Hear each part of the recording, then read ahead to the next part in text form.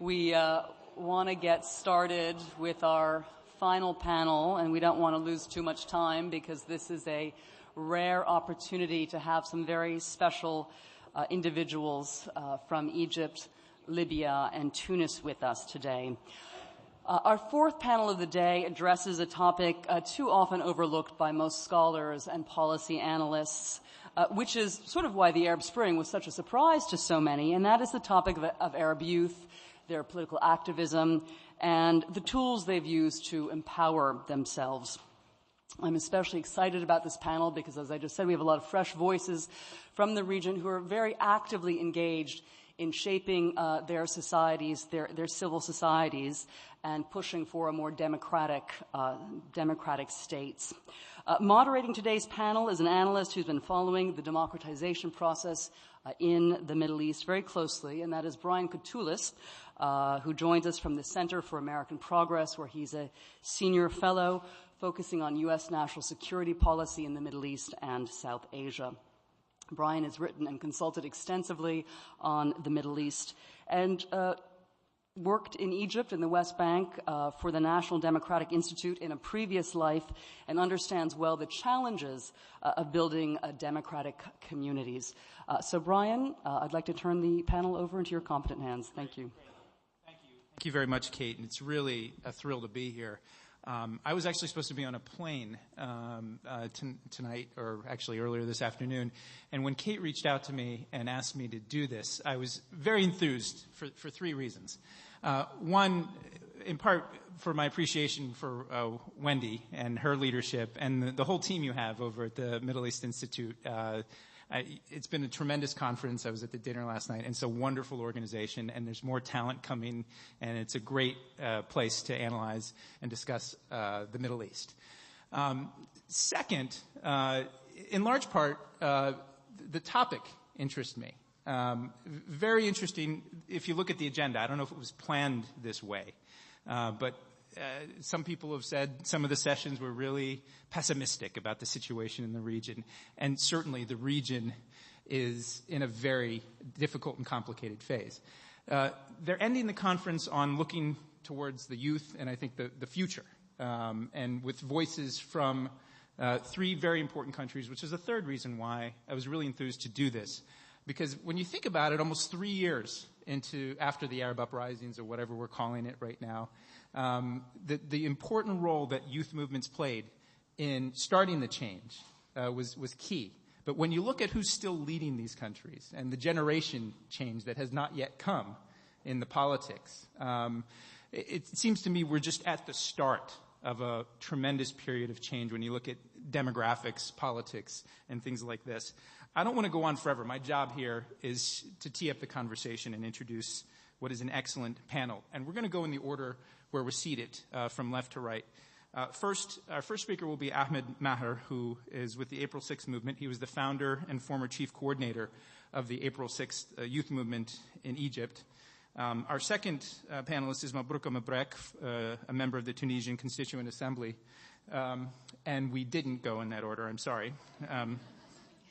My notes were improper, so that's her, but you're still speaking third. Our second speaker is from Libya, and we're actually going geographically, too, if you notice.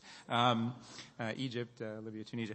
Is Ayat Mneina from the Libyan Youth Movement, Canadian-Libyan writer and analyst. And our final speaker, at least in the introduction, will be Lina Khatib from Stanford University, but going out to Beirut to direct Carnegie's Middle East Center in Beirut. What I thought we'd do is start out the conversation with a very simple question on three different countries at very different points in transition and still in transition. I wanted to get each of the panelists' snapshot perspective of where things stand in terms of youth politics and the changes in these countries based on your own personal experiences, and give us that snapshot of where things are and where you think things are heading in terms of youth politics. Ahmed? Thank you for this introduction. My name is Ahmad Maher. I'm working as a civil engineer. I am the founder of April 6 Youth Movement. If we try to talk quickly about what happened in Egypt, it's It's a revolution happened in 25th of January 2011, and it's take many years before, more than 8 or 10 years to prepare for this revolution. And it's take after Saddam Mubarak many waves of revolution and push for real democracy, and we had many clashes and conflict between the revolution and the authorities, the SCAF in 2011, and then with Muslim Brotherhood and Morsi, the President Morsi in 2012, 2013. And now we have a different situation in Egypt. Now the people step down Morsi, but also the authorities, the deep state, the old regime try to back to the authority. And yes, we have some troubles about human rights and some violations about human rights, but the youth movement try to start from the scratch, try to start from square number 0, and focusing on human rights issue and focusing on the idea of civil state and real civil state, and try to push again, like what happened before, for our dream about the revolution and dignity and social justice and real freedom. So we consider it's a very hard situation in Egypt, and it will take very long time to achieve our demands. Great. Libya? Thank you, Brian, for that. Yeah. And I think what Brian had said initially was that it was young people who really brought the revolution on the world stage and really were brave enough to kind of speak out finally. But it is those same young people that are kind of being pushed back into the shadows now that people want these countries to move forward in transition, and Libya is kind of seen positively by the international community. So there's a kind of conflict of interest when it comes to those powers in Libya versus the young people, and where the government wants young people in this transition. And unlike Egypt and Tunisia, civil society in Libya is something that kind of was non-existent until post-revolution. And given that that's the case, civil society hasn't really permeated inside Libya in terms of actually being a grassroots source of power for things that everyday people see as a concern in their lives and an opportunity for change. So that being said, the government has largely kind of almost dismissed or allowed civil society to be the realm of young people, and that's something that is kind of, it means that it's really ineffective, because civil society hasn't really permeated in the country. So that's I guess you could say it's an immature society, and in that sense, it's not enough for young people to stay there.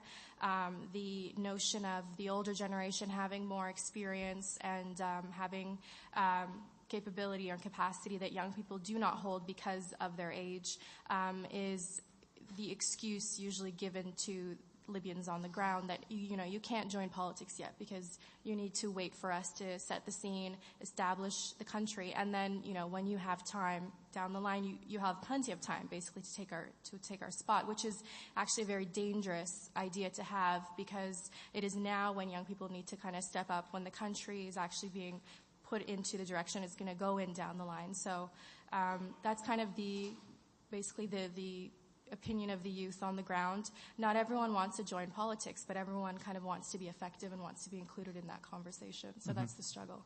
Great. So Ahmad and Ayat, you both sort of use common phrases, starting from scratch. We've been pushed back to the shadows, and again, a few years into these transitions. Mabrouka, I'm wondering if the situation is similar, or is it different in Tunisia? How do you see it? And you're certainly involved in the political transition in a very important way. Well, similarly to Libya and Egypt, the youth were the population that had the courage to take the opposition in the street, which triggered the revolution. I think right after the revolution, what was really important, there was an electoral law that not only forced every political party to have mixed lists, women and men, alternatively, there was also the condition that one candidate has to be below 30 years old. So that was a major step. That's why today at the Constituent Assembly, which I am a member, a quarter, almost, it's like 24%, so almost a quarter of the MPs are below 40 years. I would say in Tunisia, I feel like the youth, they don't claim their rights, they exercise them. So they've been really active in political parties, in civil societies.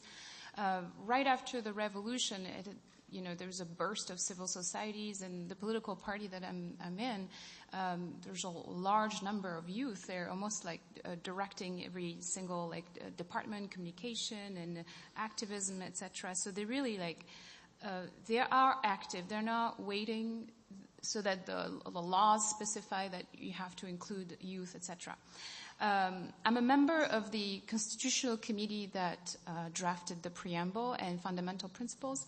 And one of the things that came out, there's a lot of youth, a lot of civil society that came to the Constituent Assembly because we did a lot of consultation. And they said we want an article about youth.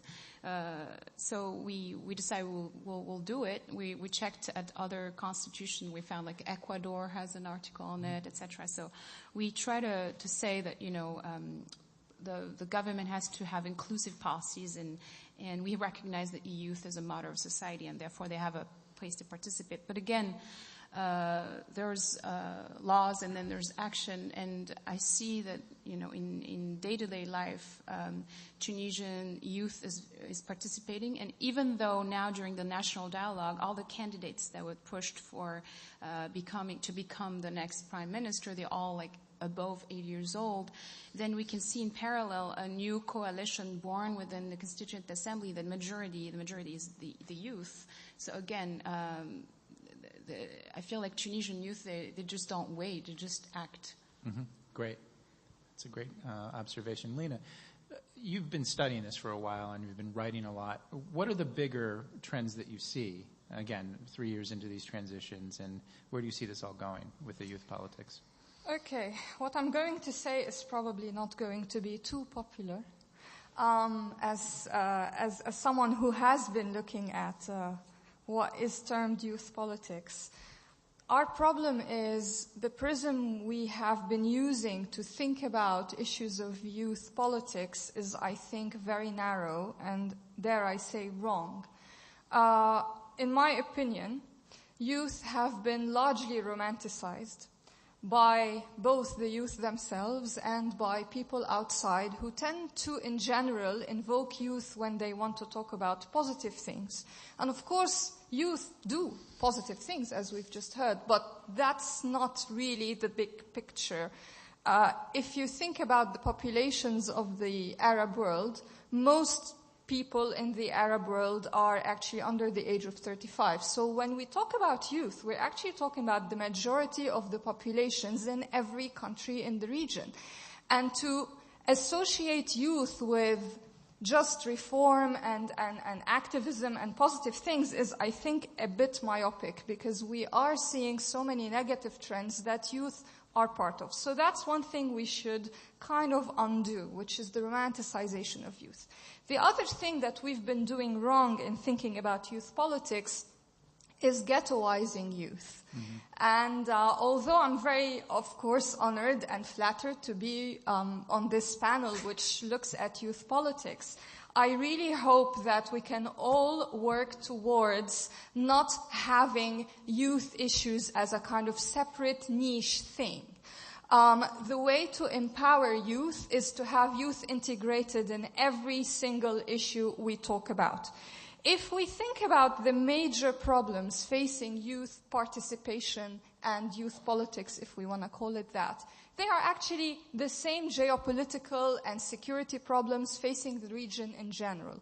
So, for example, what we're seeing in Egypt, Tunisia, Yemen, Bahrain, Syria is the endurance of old political elites, okay? This is a large kind of macro issue that affects political participation at large. If we look at Yemen, Syria, and Libya, we also have a big macro problem, which is the endurance of and rise of Islamist extremism. These two issues have a real impact on political participation. Then we have to look at the issue of the international community and its own role in tackling these two issues. And we see that when it comes to youth, the international community is often thought of when it comes to education support, democracy assistance programs, very rarely do we think of youth when it comes to the international community's foreign policies. But this is where we should be actually thinking. We should put the foreign policy hat on. When we think of foreign policy, say US policy regarding Egypt, Syria, and Yemen, the blunders of US foreign policy have served to keep the old guards in place, and this has basically hindered youth political participation. When it comes to Tunisia, all the positive developments that Mabrouka has spoken about have been met with relative inattention on the part of US foreign policy, simply because Tunisia is no longer a priority for, US interests, unfortunately, even though it should be, as Professor Larry Diamond said in the morning. When it comes to Libya, we're seeing very little follow-up. So yesterday, those of you who were at the dinner would have heard Ambassador Susan Rice talk about this great initiative to support education in Libya. Yet at the same time, the security situation in Libya is really dire.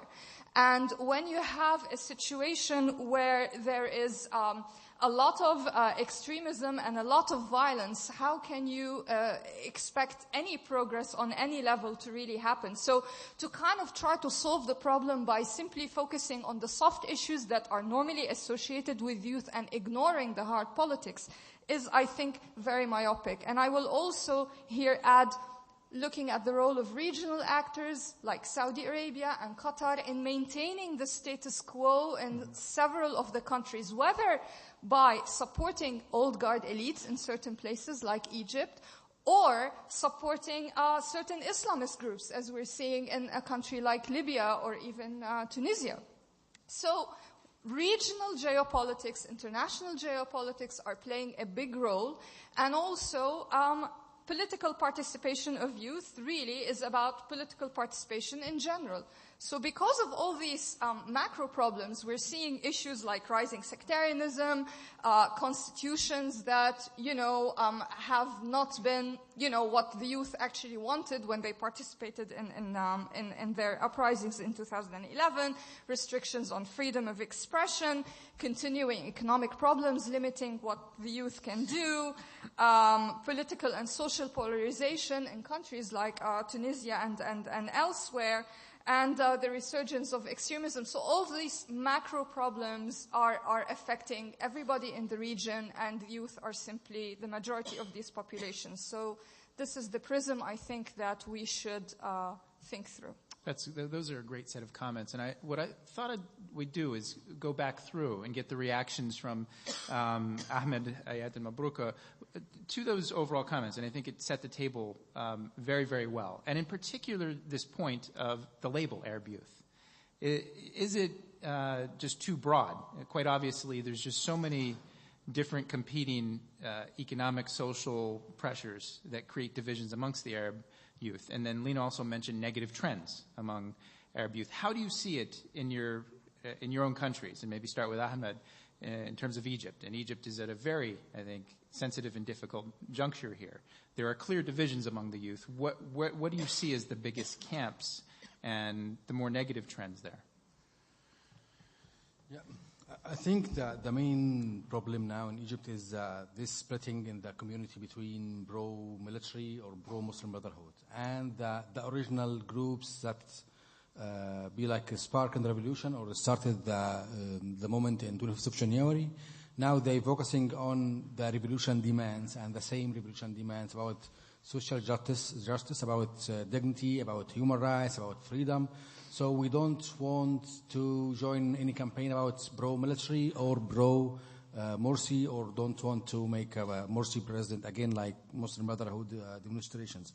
So it's very difficult now, this situation, to have real reconciliation. And the idea of, or the word of reconciliation is very bad in Egypt. Anyone talk about reconciliation and negotiation now, they consider him as enemy, and he support terrorism or something like that. That is of state opinion or state or the authorities' opinion. So we need to push for the idea of reconciliation, because we can't live under the slogan of war against terrorism all our time or all our life. So now the youth, because Our problem at that time, from 2 years, that the youth and the young groups, they can mobilizing people, they can make demonstrations, they can step down in dictatorship, they can organize it in Tahrir Square or any square. They don't afraid from state violence or the police or arresting or killing. But the problem that we have not an alternative or machine like the two forces, the old state or the bureaucracy or the deep state and Muslim Brotherhood. Most of them have real alternative and machines for elections, and they will organize and have money, have economy, have big number of supporters, have real structure. But the young groups, they haven't this alternative. I think we will win to achieve our demands if we focusing on to build the real alternative. And I think now, this time we are trying to bring ourselves and be united to have a front focusing on the revolution demands and build this alternative for the future. So you agree with the criticism some have, that the youth have just been too disengaged from the formal politics, that they've taken to the streets and they haven't organized themselves in the way that these more traditional groups. And it's interesting when you think about Mabrouka's comments about Tunisia and these very formal mechanisms that are in to include the youth. Do you think Egypt, Libya need more of that? I mean, what will it take to get the youth more actively engaged in formal politics? Yes, I think it's very important to let to the youth more chance to participate in politics. I was a member in the previous Constitution Assembly during 2012, but I found the situation inside very hard because it's controlled also from the Muslim Brotherhood, and they ignored any advices or any projects from the young people during the Constitution. And it's the same now. There is now return again from the old forces. They try to write Constitution, but also there is some revolutionary voices or liberals inside the Constitutional Assembly, but there is also the youth haven't good percentage to try to help or something like that. And the SCAF in 2011, Morsi in 2012, the new authorities and the new regime now, they promise that they will let young people to participate more in politics and institutions, but no one let them to have a chance, and we return again to the street politics, not the real politics or political parties. So they push us again to using the street politics and demonstrating. Great. Ayat, how do you see, again, the divisions among youth in Libya and as a main factor, and especially as it moves forward, hopefully with its constitutional process and the next round of elections? Do you see any distinct camps emerging amongst the different youth groups there? I think, unfortunately, in Libya, like what Lina was saying, the young people make up, they're part of every single faction in that society. So among young people, there's the camp where it's the civil society organizations, and that takes up a large majority of young people because most of them do want to contribute to the positive basically reformation of their nation. But then there's also the young people that are involved in these militias, which are actively aggressing upon them and upon anything that they kind of are trying to execute in their plans or whatever it is, that monitoring the government, acting as watchdogs, or even just kind of simply having awareness campaigns. The militias are often kind of meeting them right in the middle of the road and stopping those kind of efforts.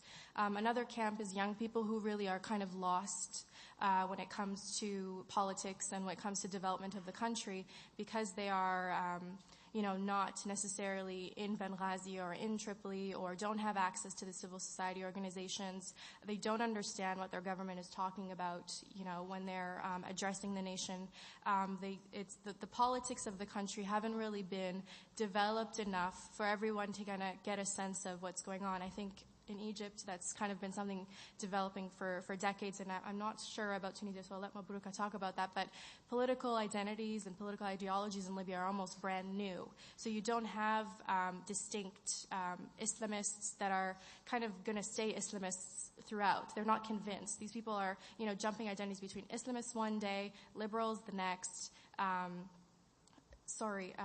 and then Muslim Brotherhood is also another thing. So there aren't developed identities that people can kind of monitor actively and keep track of, and then young people joining that political sphere.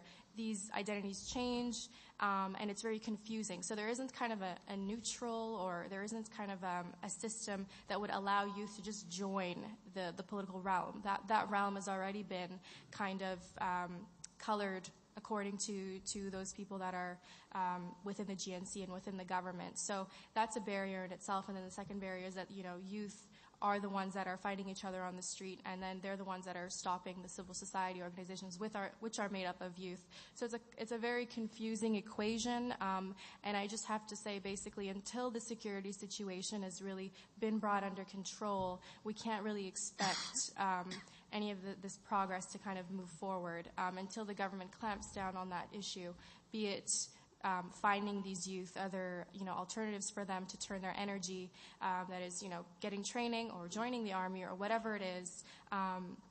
Most people in militias don't want to remain there, and most people in civil society want to have more of an effect. And then other young people who do want to join politics want to be allowed in. So it's kind of like you said, there are many different camps. They clash very much, but there needs to be some issues that need to be addressed as a whole. Great. Well, one thing you just said, Ayat, and it's something I've seen in my own analysis, and I'm putting out a report next week on Egypt with Michael Henna, and this issue of ideas and ideological politics. And I thought maybe both Mabrouka and Lina can talk about this. And I know we're talking about the youth, and talk about it in terms of how they see concrete ideas, political and policy ideas, in the challenges that Tunisia faced. Because the one conclusion, and this may not be accurate, interim conclusion I have, is that the depth of the political debates, the ideological debates, is very thin. It's not, there aren't really distinct ideological camps. I don't know if you agree with that in many countries in the region, it's a battle of elites, political elites and old orders, that aren't really connected to vibrant ideas. That may be untrue in Tunisia, but I wonder how you see sort of the next generation in Tunisia and their ideas, the big main camps that are emerging there. First Mabrouka, and then maybe Lina. Thank you. Well, in Tunisia, we can see different groups of youth, the one who have first-hand experience in politics, those who are involved in civil society, the entrepreneurs, and those who are left out. Unfortunately, those who are left out are the majority. I'm going to start with those who are in first-hand politics. Besides the coalition that I talked about, there have been also informal groups. The government is 3 parties, 2 seculars and 1 moderate Islamist. And the youth of each of these parties form an informal group called a Shabab, not like Somalia, right? Shabab Troika, because we call ourselves a Troika.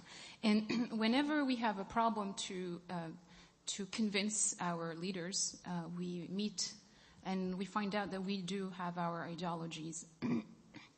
And then amongst the people who are participating in civil society, we can sort out. There are the youth, the young people who participated in launching the revolution, and somehow they were raised into celebrities through social media. They became, or being nominated the Peace Prize, or picked up by the World Social Forum. They've been flown all over the world, and they are supposed to be the elite. And these young people, when we ask, and they're called the influencers, when we ask them what they're thinking about economy, what they're thinking about specific topics, they really can't. Mostly they're working for transparency, but then they don't have much ideas when it comes to programs. And when the Tamarrud movement in Egypt started, they felt that their role was rebirthed. Their role, which was the principal role that made them celebrities. And so they were backing what was happening. And when Sisi showed the repression, then they dived into silence. I'm talking about this because then we compare to more organic movement. And I can speak of 3 movements. One called Sawad, one called Magalou Nesh, and one it's the Agriculture Union. I want to talk about this because that shows how the youth have ideas. Sawa'id, they actually developed to defend the Constituent Assembly work, the continuity of the transition, because when Tamarrud in Egypt was going on, there was also the similar threat and prominent opposition figure from the old regime actually called publicly for the dissolution of the Constituent Assembly. I mean, we worked so hard. There was a lot of things going on, and we almost done with the Constitution. They actually said, we should start from scratch, calling the police to work a coup d'etat, and also the army, as it was mentioned this morning. But Sawa'id, it was different. They really wanted stability, and they brought a lot of people in the street to promote stability. Magalul Nesh it means they haven't told us. It's a group of young people who decrypted what nobody talks about, which is the partnership of Deauville. In May 2011 in Deauville, all the superpower, they pretty much planned the economic package reform for all the countries, Egypt, Jordan, also Libya, Yemen, and Tunisia. And they decrypted it, and also decrypted the plan from the IMF, the restructural plan. And their campaign was, they haven't told us that the subsidies is a huge issue, but we shouldn't change it, otherwise it will lead to other revolution. But the biggest expense is debt. They haven't told us. I mean, the whole campaign is decrypting. And they even train MPs in the assembly, and that raised awareness when Cyprus has an enormous crisis, and the IMF was really pleased to find a solution that did not require parliament vote.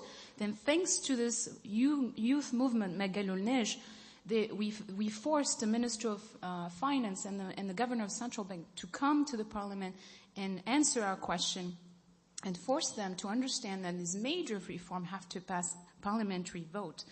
The other ones is the Agricultural Union, and on the board there's a young woman. She's less than 35 years. It's a woman. She's young and she's very vibrant. I mean, and they do have a lot of program to boost young entrepreneurs in the field of agriculture, and to promote food sovereignty, to try to put back agriculture in the heart of economy, because in Tunisia we depend on phosphate and tourism, and this is a highly risk. So these are, in contrast, I feel like organic movement respond more to what Tunisia need, but also they develop their ideas and they promote stability, economic stability, political stability. And for the last word, for those who are left out, those who are in cafes, men in Tunisia, young men are spending hours in cafes. Those who, don't contributed, don't have a job, they're left out, and there's a frustration that is growing. And the transition is lasting too long. We wanted to finish as soon as possible. The problem is this frustration grow, and these people are becoming fragile, and they are a group that can be, influenced to go to Syria and to even lead to violent form of activism. And I can speak of the youth movement, the Leagues of the Protection of the Revolution, who are really frustrated because the government is not advancing transitional justice and so on, and they are responding maybe with a little with violence.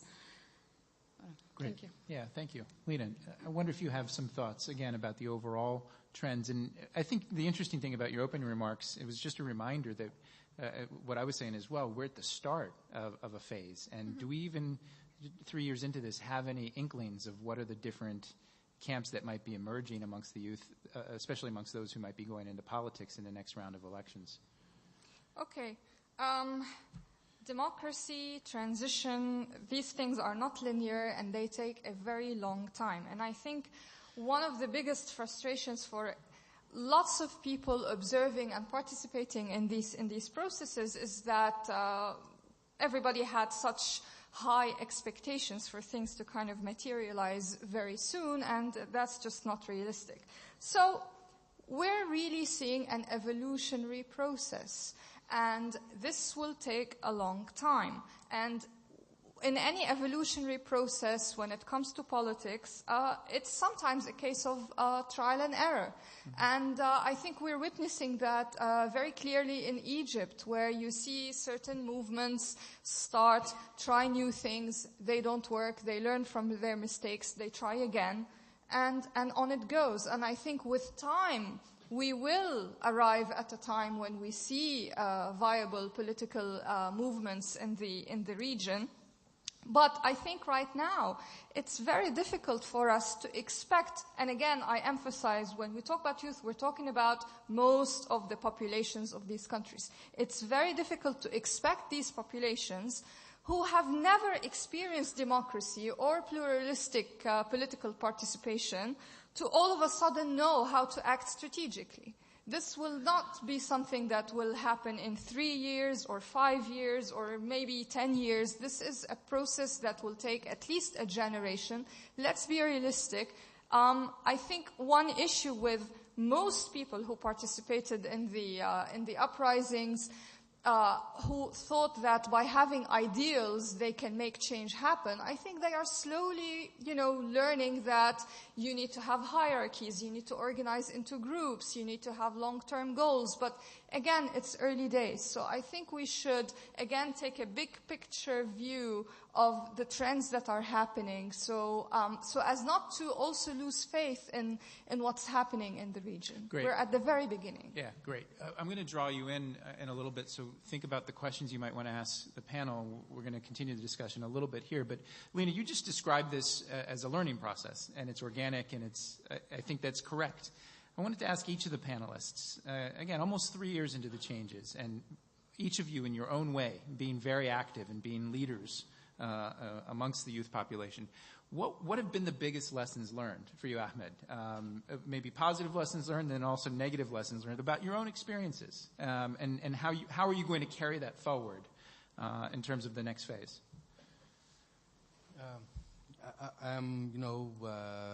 The most important thing that to be all the time optimistic and, don't forget your beliefs and don't accept any pressure against your beliefs, and also fighting to have your demands about freedom and justice, and also, it will take a long time. And also, I think we did many mistakes. The first mistake for us, that we trust the military in the beginning in 2011. That is the big mistake. We left Tahrir Square very early.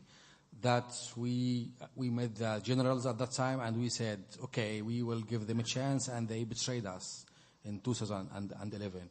That's the second mistake for me, that we didn't organize ourselves. Many youth groups fight against each other after Mbarek, so we didn't organize our groups to united list, united front to achieve our demands. That led the old regime, the post-wings of old regime, military or Muslim Brotherhood too, because they were ready for authorities, so they took the jump or the hijacking the authorities, and they pushed that for the wrong track. And that is the lessons for that we need to avoid that in the next revolution. Great. Ayat? I think one of the kind of a lesson we learned early on, but we kind of let go of, and then we relearn it as things go on in Libya, is that for me as a young person, I learned from the revolution that there was no waiting for other people to kind of step forward for me. If there was something that I wanted to see done, it was for me to take on that initiative, or young people as a whole. So why I say that we kind of forget that is because we quickly were directed to kind of, step back and let the government, take care of things, and those, I guess, older than us to do their jobs. And we kind of grew complacent really quickly, and went into civil society and stayed and hung back. So that lesson that we're relearning is that, hey, we are young, but that's exactly why we need to kind of take this into our own hands. So our abilities are kind of surprising us, throughout time as things are unfolding and developing, the fact that we as young people can really be that change and start basically, instead of waiting for, Libya to get an army or to get its constitution together or to kind of appoint a space for civil society to be included in the conversation, well, we need to organize ourselves and we need to start doing that. Before we can even ask for anything, we need to kind of know what we want. What you want, great. So that's exactly. Mabrouka? Yeah. I guess the biggest mistake I've done and many people did in Tunisia is to let us driven into or falling into the trap of religious polarization. And we hear it over and over, and it's really difficult to steer out of it. But I've noticed that when it comes to talking about economy, and then we can bring people together. And the three movements that I talked, the organic youth movement, it was amazing because they were able to bring everybody together, regardless of religion polarization. And that to me is remarkable. I guess the one other thing that the biggest mistake is we haven't really had our own transitional justice. We talked about it a long time. A lot of organization came and told us about it. But at the very, very beginning, we had a law to put aside the old regime. And it's not enough. We should have everyone remember what was the old regime, the torture, I wish to see a museum of torture, a museum of so that people really understand or remember what had happened, because what we're seeing today is the old regime coming back in different forms and reclaiming power. And the stalemate that we are in is not a power struggle between Islamist and non-Islamist. Because I live inside it, and I can tell you it's mostly a power struggle between the old regime and the new regime.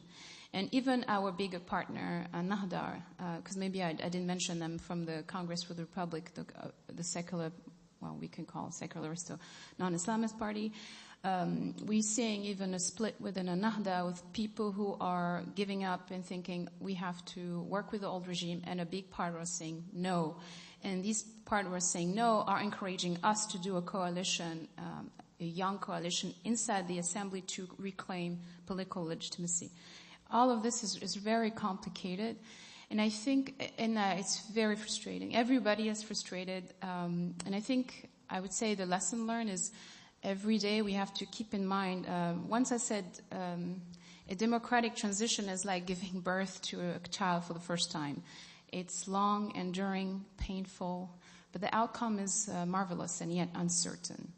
So I think the analogy, it shows that very difficult journey, and we can't meet all expectation. In Tunisia, if we come to an election soon and we manage to have a functioning government with three parties, a sense of consensus between multiple parties, I think that would be the major success. We cannot answer economic distress, we cannot answer a lot of things, but at least having an okay constitution, because it will be consensus-based and therefore not perfect, an okay constitution that protects elementary rights, and an experience of pluralism. I think, to me, it's already a great success. Great. You mentioned you brought people together on the economy, and I was wondering if you could come to this town and do some trainings for our members of Congress. Actually, it's funny because the government shut down. I live in Vermont, right? So I commute between Vermont and Tunis. Maybe I didn't say that. And every time it's very stressful for me to go back to the constitutional room and discuss, Sharia law and basic rights, etc. But the one time I felt really happy was about the government shutdown. I was thinking, democracy is not for granted. It can go back, and I felt really comfortable about it. No, it's true. And before we open it up to the dialogue to you, I wanted to come back to a point that I'm personally interested in. I think a lot of people in the audience, and given that we're just 2 blocks from the White House, interested in. And I think we'd be remiss in not to raise this. And Lina, in your opening remarks, you talked about a little bit. You made some glancing references to U.S. policy. I'd love to hear a little bit more from you on that. And then also maybe from our friends from Egypt, Tunisia, Libya here, just to get some reflections. Again, not that it's all about us. I think especially this administration has tried to go out of its way to say it's not about us, but there's this expectation I think, in the region of the U.S. should be there in some sort of way. And I think the earlier panels kind of covered this. But Lina, I thought maybe you could fill out some of your thoughts in terms of how the U.S., maybe other outside actors have responded to this, and how it will need to change how it responds to the changes that are to come. Well, I think I will emphasize what I said earlier. Unfortunately, when it comes to the U.S. role, there's been so much attention to issues like the NGO controversy in Egypt, for instance. And the United States being kind of, I would say, manipulated by the powers that be in Egypt, as well as manipulating the Egyptians regarding the role of the United States, so that there is this separation. So in a way, they've managed to play it quite beautifully from their perspective, meaning to make it very difficult for people on the ground to even engage with the United States in a direct way, and also making it difficult for the United States to reach out. So we have that going on. But again, I would go back to the bigger picture issue. Sorting out foreign policy in general regarding these countries is what will actually make meaningful change happen. And let's just take Syria as an example, because this is one of the biggest blunders, I think, in the, for the current administration. With Syria, we have seen U.S. inaction cause the problem to endure, in my opinion. Inaction is not about neutrality. Inaction is in itself a decision. So I don't think the United States should hide behind it's not about us as being the reason for not doing something about Syria. And I'm not necessarily talking about military intervention. Very early on, if we had seen strong U.S. foreign policy, we would not have needed military intervention, I think. Strong diplomacy did not even exist from the start. So you have that situation. You have a whole generation of Syrians growing up without education. Growing up in refugee camps, meaning they are ripe for recruitment by all kinds of extremist groups from all kind of political and, paramilitary leanings. You have a generation that is growing up without knowing what a state actually means, because what we're seeing is heading towards a failed state in Syria. So many complex problems that are a direct result, I would say, of U.S. foreign policy blunders. So I will not say, the United States should give more assistance to civil society and support education. Yes, we know all that, but I don't think really we should be focusing our attention on that. I think the macro picture is much more fundamental right now. Great. Ayat, pretty much almost 24 hours ago, where you're seated, the National Security Advisor, the President, gave a speech. I think all of us or most of us were there last night. And she mentioned Libya, as was mentioned, and the activities that the U.S. is doing and things like this. Again, the overall question, how do you see, as it relates to political change and also youth, how do you see the U.S. role there? Is there a role? Is that presence felt in the way that I think Ambassador Rice tried to describe? Whether or not the U.S. is physically present in Libya is kind of a non-issue for young Libyans, because they're keen on learning about the West and how, the ideas that they kind of want to value in their country moving forward, that's already been taken care of. These people are online. They're desperately searching for that kind of knowledge base. And so a lot of impromptu civil society and a lot of young people have a lot of the reason why the people took to the streets originally was because they were kind of just becoming open to the rest of the world instantly using technology and becoming aware of how different their situation was from actually the rest of the world and how they needed to change it. In terms of U.S. kind of presence on the ground, I think civil society development or education aside, I think the presence or lack of presence is extremely felt after the attack on the consulate in Benghazi, and then and how the U.S. proceeded to basically just leave, Benghazi, and also in Tripoli. Their presence is felt in Tripoli. The ambassador, Deborah, is very well known amongst civil society, among young people. She's, very accessible. But I think the issue here is to kind of help Libya begin to address or begin to include the whole country instead of focusing on one specific area, because it really just isolates everyone else from that conversation, from that potential of exchange. In terms of education opportunities and things like that, that's always been, very emphasized within Libya, and a lot of young people are going abroad to kind of get their education. But the development on the ground is something that a lot of time they look to the U.S. to kind of set that precedent. So if the U.S. is not in Benghazi, well, people in Benghazi start thinking like, okay, well, if I get an opportunity to leave, then I'll probably leave instead of staying here and try to help things develop. So there's a tone that's being set. Obviously, the Libyan people aren't going to wait for this, the U.S. to decide what that tone is, but it definitely is a factor. Yeah, great. And Mabrouka, you mentioned briefly the Deauville Partnership and how there were youth groups trying to explain exactly what this was and the debt issue and things like this. Again, to the broader question, is the U.S. even a factor in the political debates among youth in Tunisia?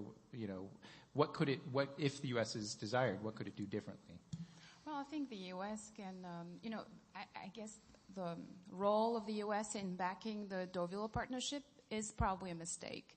The Deauville Partnership, it is the economic package, the economic future of this region. It's not an organic plan and hasn't been done by the people who are concerned. And when we look carefully at the reforms and the consequence of the reforms, we see the classic, neoliberal package that is an interest in the private sector.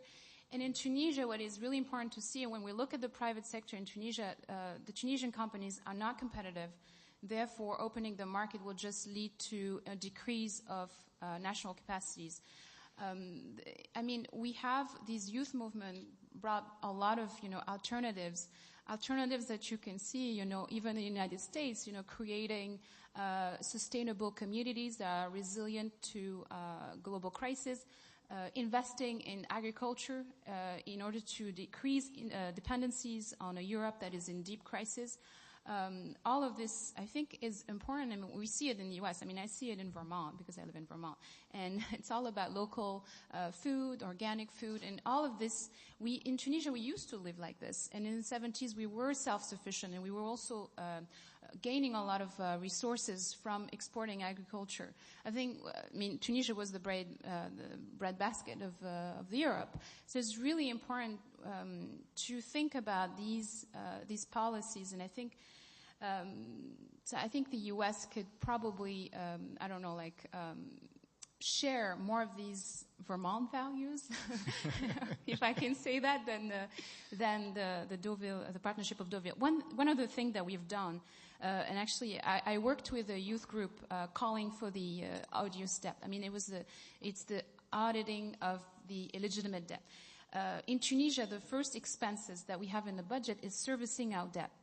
And when we look at our debt since Bourguiba and we look carefully at detail, we can see that most of it was, derailed into corruption. Therefore, we have legitimate question to ask whether we should pay or not. I've sponsored and co-wrote a bill for the debt audit, and we have tremendous pressure from international organizations, especially from those grading agencies that are always telling us that we shouldn't do it, otherwise our grade will go down. And I understand there's a fear of domino effect. If Tunisia does an institutional debt audit, then Egypt will do it, then all Africa will do. We've seen it with Ecuador. Ecuador did one, and then there is the domino effect of civilians audit. What has happened, we've been working with Ecuador and Norway successfully did its first credit debt. So we have a debtor country, Ecuador, and a creditor country, Norway, they're really leading the path. When we talk about transitional justice, for me, auditing the debt and knowing whether it is the burden on Tunisian citizen or not, I think this is part of transitional justice. I think what the U.S. can do and maybe be a leader with Norway and push, this initiative, which I think will be really in the interest of everyone, because it is in the UN principle of it's called borrowing and the ethical borrowing act, or I don't remember exactly the name, but there are principles, and this falls into that, because if we do an audit, we can then recommend how creditor countries can better give and improve their due diligence process, and we can also make sure the debtor country will use the money effectively, because again, when the U.S. gives money to a country, the taxpayer money want to know that it's going effectively to the ground and not to corruption. Mm-hmm. So I think that's one of the initiatives that I haven't seen, besides Norway, I haven't seen any creditor country being bold enough to do it, and I wish others will follow the lead. Well, Ahmed, I left the easiest and most simple country for last in terms of U.S. engagement, and we all know it's smooth sailing. Everything's fine just there. When you think about sort of the U.S. role over the last 3 years, and there's a lot of he said, she said, different perspectives about it, but it's generally negative. What would you say the U.S. might try to do differently in the next phases in terms of how it engages Egypt and the different populations, including the youth? And then we're going to open it up to you after Ahmed answers. I think that the U.S. rule in Egypt is the same from many years. It was the same during Mbarek's time. They supported Mbarak for a long time, and they said Mbarak is better than Muslim Brotherhood. If Mbarak changes, so Muslim Brotherhood will take the authority. It's not good for Egypt. And also the same during the SCAF time. They said SCAF is better than Muslim Brotherhood, and if you forgive the SCAF for any miscarriage or any problem, so it will be better than Muslim Brotherhood. During Muslim Brotherhood, they said Muslim Brotherhood is better than Salafis. So, so let them go, let them. Now they are, maybe in the beginning they said we are against any violation against human rights, but now I think from 2 weeks in Congress they said Egyptian army is our friends. They helped us in the war in Iraq, and Egyptian army, opened Suez Canal to the U.S. army, so they are friends and alliance, so we need to support Egyptian army in Egypt. So it is the same rule all the time. They support any authority. They support any winner in Egypt. In the revolution, in the beginning they said Mubarak must stay. After that, when they feel that Mubarak will step down, they said we support revolution. So it's the same rule all the time. We need U.S. supporting principles, not supporting authorities. So I need the people in U.S. Institutions and human rights defenders to push for that. Don't support authorities for interest. No, please support principles. Great. Those are great comments. Okay. You've been very patient. Here's the deal. We've got 25 minutes. I already see 7 people lined up here. Please tell us who you are. If you have an affiliation you want to share with us, please do that. And questions rather than comments. And if you want to direct those questions to a particular panelist, even better. But because we want to try to get as many included here, let's keep it short and direct it to a panelist if we can. We'll start to the right. Sir. My name is Safi Ahmed, Chatham University. And actually, this is an excellent session because it leaves us at the end with a good, optimistic note with seeing all this bright youth, and that is a good for the future. My question actually to any one of them or all of them, realizing that the Arab world have always suffered from incompetent, corrupt, and really very poor leadership situation. Although the younger people are 60%, but they held always very little power. Now, hopefully, the next stage will be that more of these young people will be in the leadership. But the way I see it, and I would like to see whether you share my view, that you are facing different barriers or gaps. We call it here, for instance, the generation gap, especially in a culture like the Arab culture where you have to respect the elderly, and the elderly is 84 years Mbarak. Socioeconomic, most of you, I see, are Western educated, and that's a big barrier too. Another thing, the experience. Many of you have not really surrendered to the old corruption and specificity and the fear of the past. So your question? My question is, are these true barriers? And if it is true barrier in your country, how you are going to overcome it? Yalla, who wants to take it?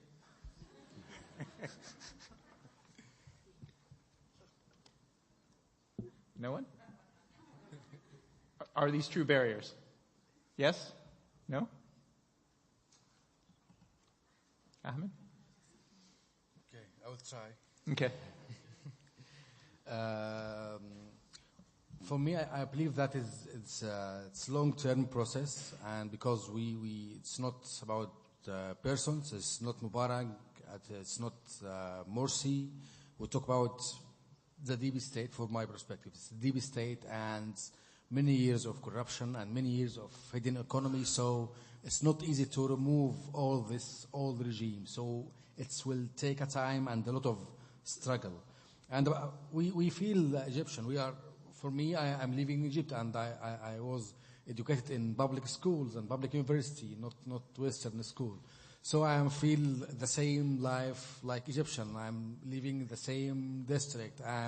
Every day there is the garbage everywhere in Egypt. There is no traffic. There is no security all the time. So we need to have better life in Egypt. What we need, we don't want to be in the authority. Just we need a better life. We need governance, good governance in Egypt. We need respect human rights. We need that, just principles that, yes, it's a Western life, but there is some points is very effective. Fair elections, respect human rights, governance, transparency. That's good. That will fight against corruption. So that we support, and we try to do that, and we know that it will take a time. Great. Sir. My name is Amin Mahmoud. I'm with the Egyptian Association for Change. I would like first to thank Ahmad Maher that he didn't run for office again in his organization, which is unusual in our part of the world. And also, I would like to ask you, what are you doing with the other organization to stand against the military after the bloody coup, and also against the religion state? We don't want a religion state. We don't want the military. After 60 years of military rules, really Egypt is down in the bottom of many countries. We used it to be equal to Korea and India and so on. Now we are in bad shape. If we don't do that, if you don't cooperate with everybody in Egypt to stand against military and the religion state, will be doomed. What are you doing? There you go. Easy one. Yes, very easy. I didn't say a coup. You said the coup. You said coup. I didn't say coup. I didn't say coup. You know? The big debate. Yeah, I didn't say coup. Yeah, you said the coup. I didn't say that. You know, it's forbidden to say that in Egypt, you know. So, yes, we are one civil state, not religious state, not military state. So that is from our principles to have real civil state. And to make our army as an army, defend Egypt, defend borders, protect Egypt, not govern, not ruling Egypt. That's we want for our priorities. So we are against this polarization in Egypt and this splitting between Sisi supporters and Morsi supporters. And anyone from this campaign, anyone didn't participate in Muslim Brotherhood demonstration, so they consider him as a, لا حزبية أو whatever the name of that, he's supporter of the military or enemy. The same, anyone said coup, anyone said that we need to make investigation about what happened in Rabaa or any accident or that, or killing the protester, so they consider him as terrorist. So we reformed something called the Third Way, or the Revolutionary Front. It's the same groups started the spark in 25th of January. This front said, the Muslim Brotherhood did many mistakes and fatal mistakes, and Morsi cannot be again as the president. And at the same time, we cannot support authoritarian regime or military ruling or return of the old regime, or security and state security again, or the old figures of the old regime.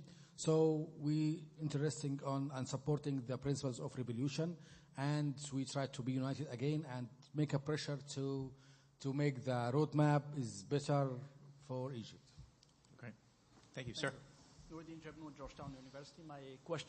My question directed to Mabrouka and Mbarek. According to International Youth Council, the cases of suicide by self-immolation in Tunisia since January 2011 exceeded 400, which means Bouazizi wasn't the last. So, which left some of those youth guys with two options. The first one is to endorse violence, armed violence in Syria. The second one is to try to reach what they call the European paradise or El Dorado by both. So I can add the rate of the unemployed youth reached 42% this year. So what you can do and what your government can do, to overcome this issue. Thank you. Great question.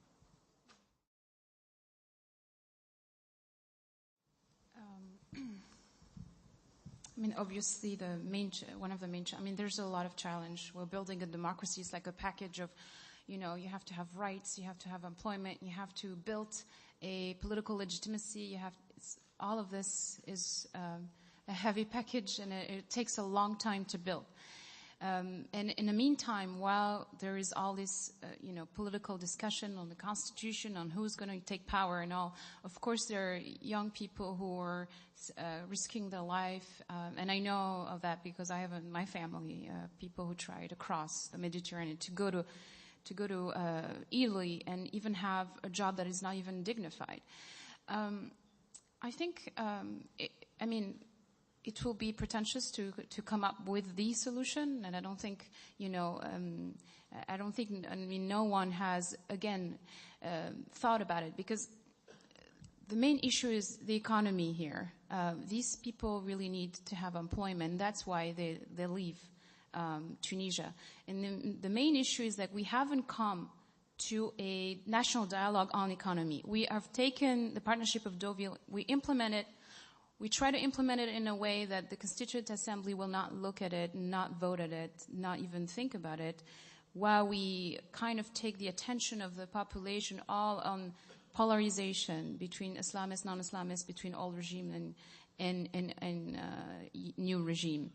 And this is the essential problem. What we wanted to do is, as soon as the election is done, is to come up with an understanding on political, on economic policies. I see, to me, and I've talked with the Union of Agriculture, there's a lot of young people who are ready to work in that field. Agriculture can employ right away 150,000 people. The problem is Tunisia has done almost no investment in agriculture. I think that sector can absorb a lot of youth unemployment. So is civil society. These are two sectors that can absorb a lot of youth and make sure that they have a job, make sure that they have a dignified life, and they're not sitting in cafes.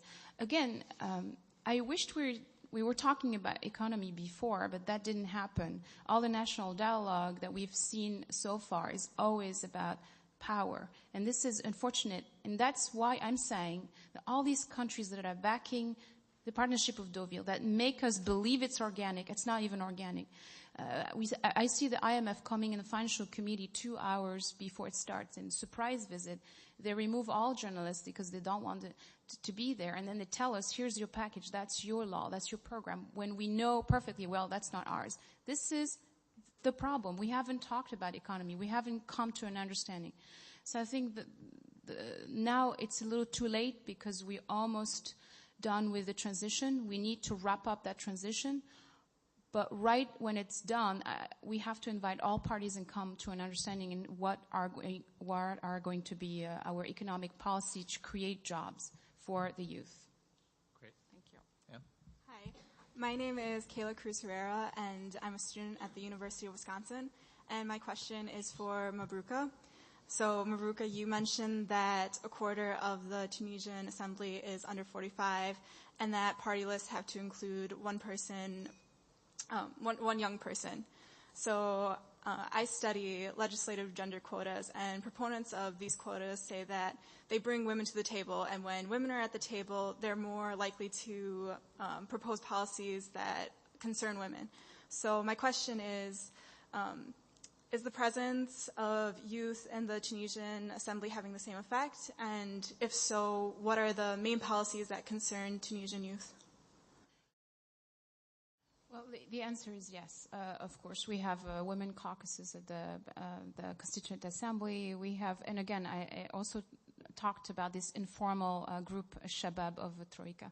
And we, of course, we put together, all these ideas, all these, how to include youth, but it's not exclusive to young people or to women.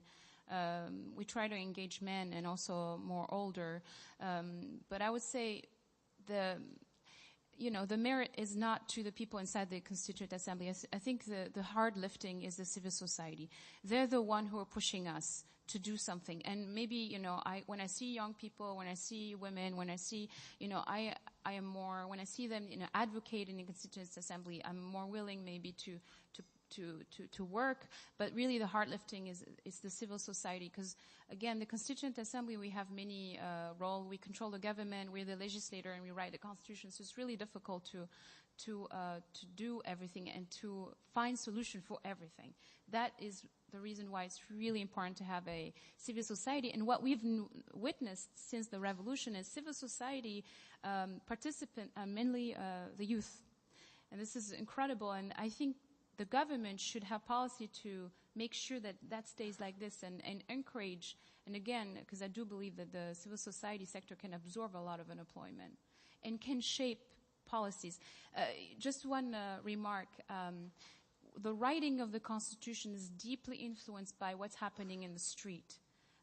That's actually research that I'm doing while I'm working on the Constitution. Hopefully I'll get it published. But what we've seen is the civil society, the movement and the protest and also the problems, all the problems are there to influence us.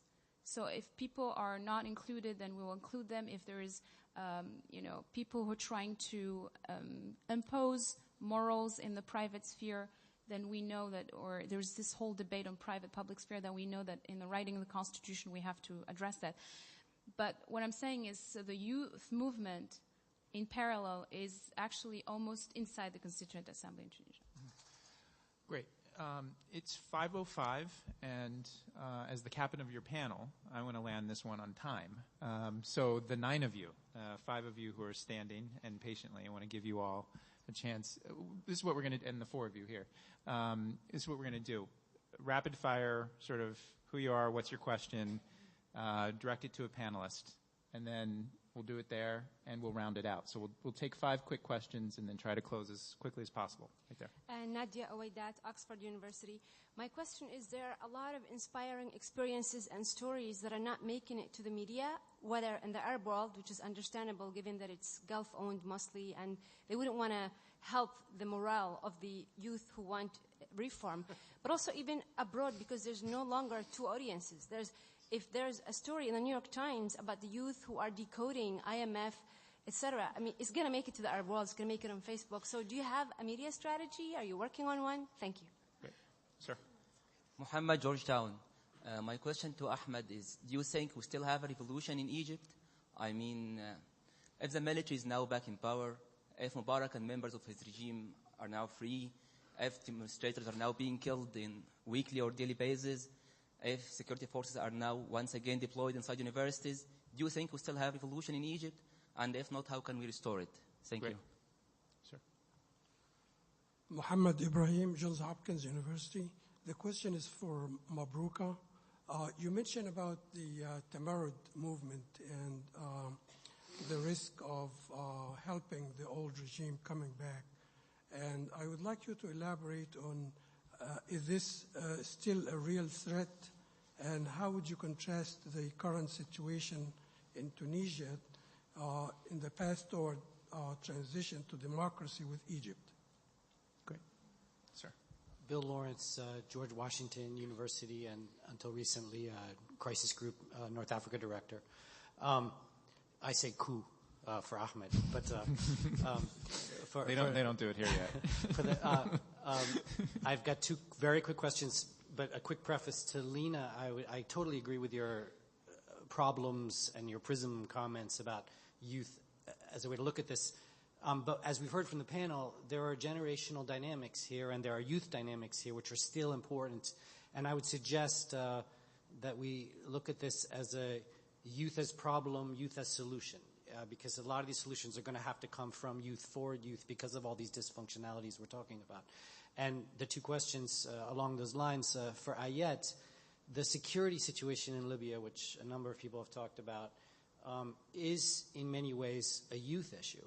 For the 90% of militiamen and militias that are pro-revolution and trying to defend local security, let's put it that way, these young people have few other options. They're not going to turn in their weapons anytime soon. So as a youth issue, how do you see bringing these 200,000 militiamen back into the fold? And for Mabrouka, taking what Dr. Jibnoon's question and just moving it a little bit along, 50% of Tunisians work in the informal economic sector, 30% of the economy is informal sector, and the Tunisian government, for good reason, has become allergic to the informal sector. It's now seen as something to crack down on, and we're seeing in many ways replication of discourse, if not actual actions, to shut down the part of the economy where most young people live. And so getting beyond the sort of top-down solution of how do we create agricultural jobs by a government program, how can we actually create an economy in Tunisia that allows the Bouazizis to function, right? And these masses of kids who you're saying are the left out, right? This left out crowd, Leagues for the Revolution crowd. How do we empower those young people to function economically beyond the capacity of the government to create jobs for them? Thank you. Great. And the last question. Karen Roshkob, analyst. An earlier panelist mentioned that a lot of extremists have been reaching out to schools and trying to pull in the youth to support their cause. Is that something that you've seen? And if so, has civil society attempted to address the issue? Great. That's a great list of questions. And I thought maybe we'd start with Ayat, because we've not heard from you in a little bit, and the question of the armed groups and on Libya and the youth. Sure. I'll address that question first, I guess, in terms of security being an issue that makes up a lot of young people that are propagating those issues, and how to address that is, unfortunately, in Libya being so diverse, whereas it should be a kind of an advantage that we're so culturally rich, it's actually become a source of divisiveness, so that youth are kind of divided amongst their interests or where their allegiances are. So you've got militias talking to only militias, civil society talking to only civil society, government is on a whole other spectrum. So you have these kind of isolated groups that they would only further their own kind of interests. So there's kind of no breaking that, I feel, until those different groups come together and have a discussion. I find that something as basic as having a town hall meeting in communities would bring all those people and their interests and their concerns together, regardless of where, their kind of allegiance lies. So I feel like ostracizing militias hasn't been good for Libya, and so they need to be involved in that process. And I just want to address the other question about having inspiring stories from young people being highlighted. I think it's something that mainstream media easily falls into the trap of, when crisis hits, this is when we want to report on things, and good is often overshadowed. Young people are actually doing so many phenomenal things on the ground that are often overshadowed. And one of the projects actually Shabab Libya is working on is Libyan Youth Voices, and that's highlighting things that we think are inspiring on the ground. And it's for both the Arab world and for the international community. Hasn't launched yet, but it'll be lyvoices.org. Great. Thank you. Ahmad? I want to talk about the global inspiration, about from the beginning, before the revolution, we read about the revolution happened in Eastern Europe, in Poland, in Czechoslovakia, in Serbia, in many countries, and it was inspiring for us to mobilizing our movement and to establish our movement and mobilizing people and learn lessons from these countries about the revolution. And also give us many lessons after the revolution. They take a long time to success. They take many years, 10 years and 20 years in Poland and Czech and Slovakia to achieve the demands of revolution. And now it's really global inspiration because now we have a connection, good connection with other countries, with young people in other countries need to or try to make a revolution and make a change for democracy for these countries. So it's the youth global inspiration, and it's very important, and I think it will change the regimes and make a new future for many countries because now the internet's open, help us to make that. About the question of military and arresting people and killing people in the streets and the old regime return again, is that revolution? Is that any hope for revolution? Before answer the question, I want to say that I was arrested from last time when I was here in DC, and I hope that they didn't arrest me this time in the airport. But I will answer you that yes, there is many violation against human rights, and the old regime come back again. The state security arresting people, state security killing people, police killing people in the demonstrations, state security making illegal investigation in the airport to my colleagues from 1 week.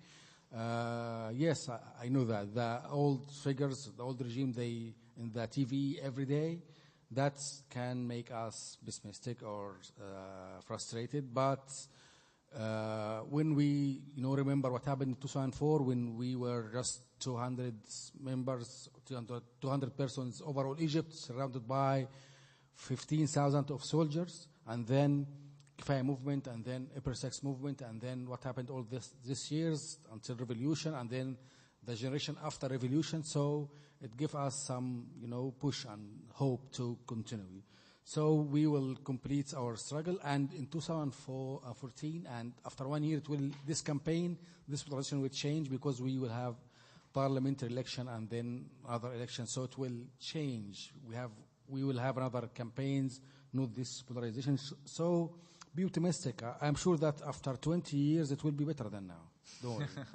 Mabrouka, you had a couple of questions directed specifically at you. Yeah, we'll answer the two question about economy and then the old regime. I'm glad that people find the debt audit bill being inspiring, and and how I think that Vermont economic policy can be implemented in the region, and why there's no communication. What I'm trying is just in Tunisia, people are not interested in that, and I could say even the media is very biased. And I can just tell you, it's a story. When I was in the Congress of the Agricultural Union, I wanted to speak at the media, and they say, "Which party are you?" I say I was, the partner of the government, and they say, "Oh, I'm sorry, my machine is broken." And sure enough, the machine was not broken 2 minutes later. It tells you a lot. But also, the international community is now also interested. I'm always invited to talk about women, about youth, and at first I will not participate. And in the end, I changed my strategy. I'm like, I'm going to participate, and every time I steer, whoop, and it goes to economy. Sure enough. But really, I mean, I did one op-ed that went through CNN once, so that's great. But I mean, I just don't know, maybe economy is complicated, and maybe people don't want to think that all these powerful countries are doing a real mess, pushing these economic plan that actually are disastrous. It really needs a lot of analysis. It's not just slogan. I mean, we're working with a lot of people who are studying economic impact and all. And it's not easy to grasp. But in the end, we're really fighting against something that is bigger than us. You have the UN, the World Bank, the IMF, G8, all these who have invested a lot of money to create this market for multinationals. I mean, I was in a meeting where a lobby group said that, the law on the public-private partnership must be voted now, and you have to make everything possible to be voted. And the Constituent Assembly, we pushed that back.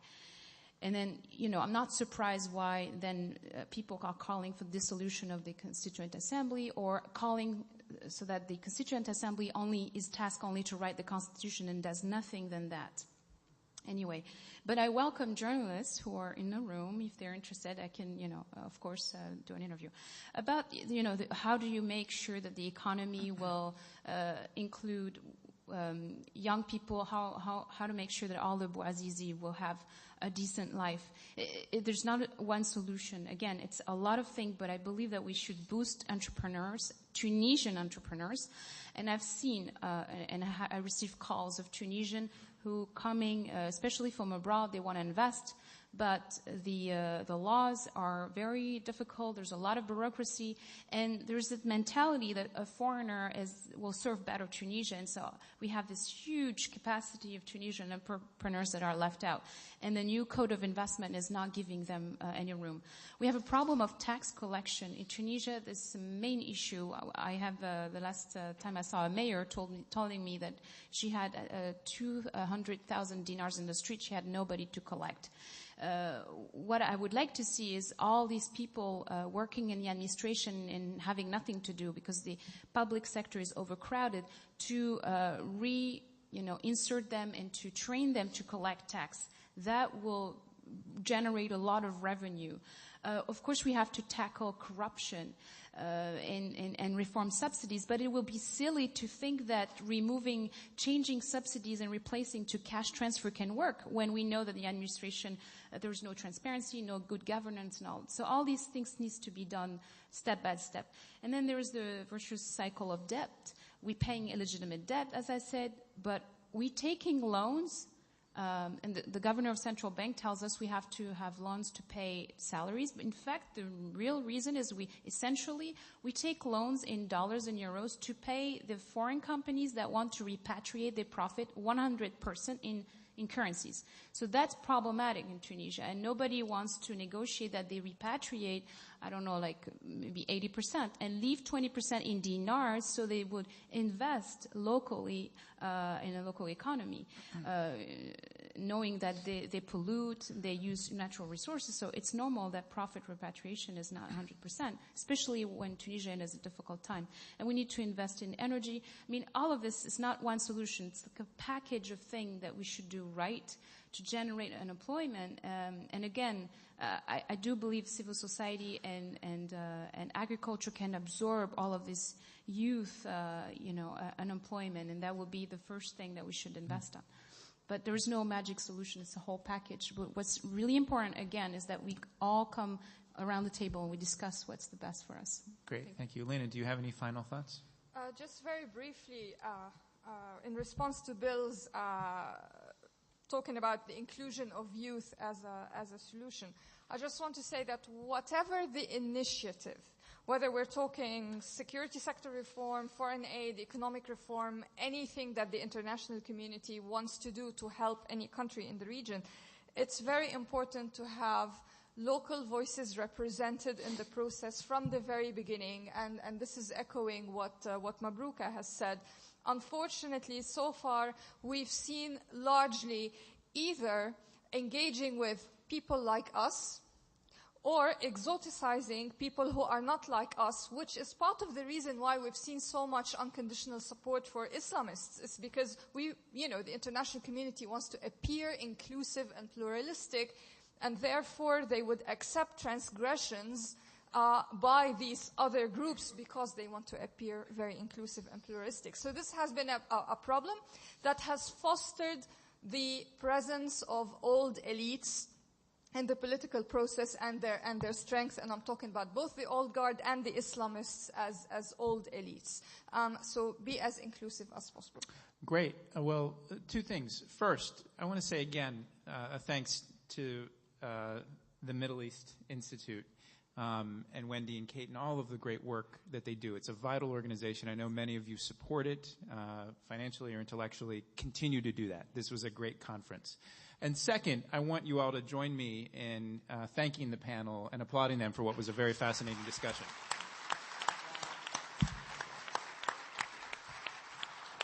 I second that, Brian. This has been a terrific day. This has been an inspiring panel, and I want to thank you all for joining us. We've covered so much today, and yet there is so much more we remain committed to covering, so many more voices we seek to bring from the region. We really value fresh perspectives. We hope you do too. If you do, please go online, join MEI at mei.edu, check out our publications, sign up for our language classes, and we look forward to seeing you next year. Thank you.